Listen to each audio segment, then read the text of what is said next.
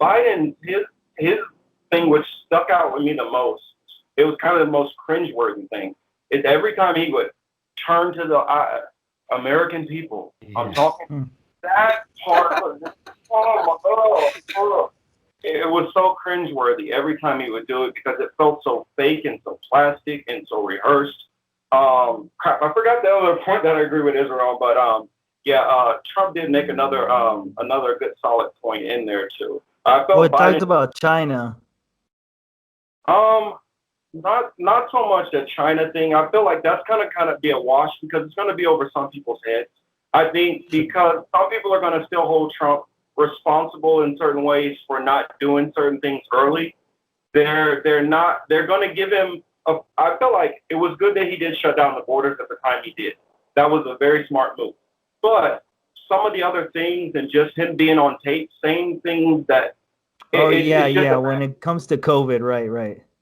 I yeah. just meant more like jobs, like America First. You know, when he talks about like America First and like, Mm. yeah, I think you did Yeah, well there. I honestly think that Biden, if he would have pushed the America first agenda stuff that he was talking about, that could have been a way to kind of undercut Trump in a way. But he kind of threw it out in a spurt, and if you're not really following it and know about what's going on with those things, you're going to kind of miss it. Right, right. Yeah. Yeah. Yeah. I think one of the things that stood out was how Trump said that Biden lost the radical left. He already Oh lost the yeah. radical left. He was saying it for the wrong things. Um, he lost the left when he was talking about the Green New Deal, how he doesn't support it. But yeah, that's a great point that you brought up, Laura, about Josh Fox, that grifter who I talked about on this channel, who, I mean, I bash on the Green New Deal and how it doesn't do enough already. So Joe Biden doesn't even want to support that, which gives room for imperialism and all that. But both of these guys are imperialists. I think that Trump may be slightly less imperial than Joe Biden. So I'm Uh, confused because like having done this move, I'm like asking myself like why.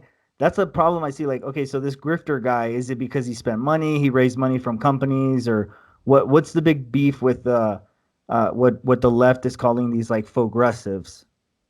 so you can't Oh. solve the climate change issue through capitalism and through the help of corporations because their interests are in making profit. And if they're going to be using natural resources, they're going to be over exploiting those natural resources.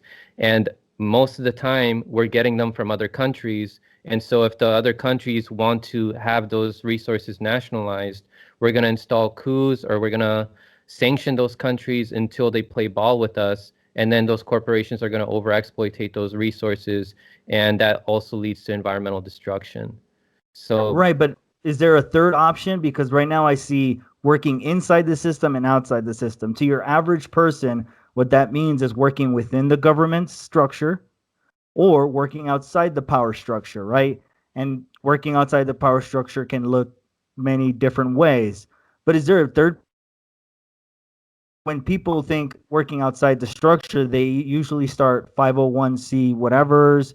They mhm. start like nonprofits, and then they structure themselves private in the private market in a private market way. So what are they missing? Where are they going wrong? They're going Well, wrong by thinking that we can have our cake and eat it too, by still living the way that we are, using up a whole bunch of energy, which has to come from some energy source, some thing, which is environmental destruction, when really we should be transitioning towards reducing our use of energy. And so it can't happen through this capitalist system that we have.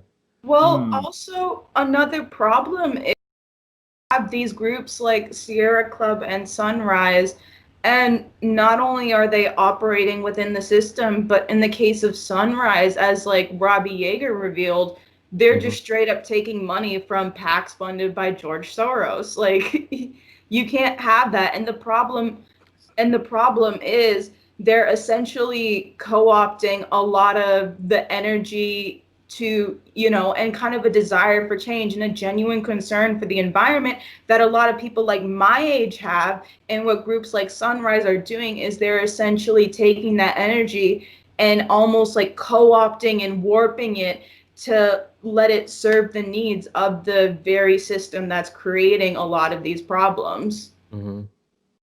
Yeah. Right. Yeah, definitely check out Robbie Yeager's work, Corey Morningstar.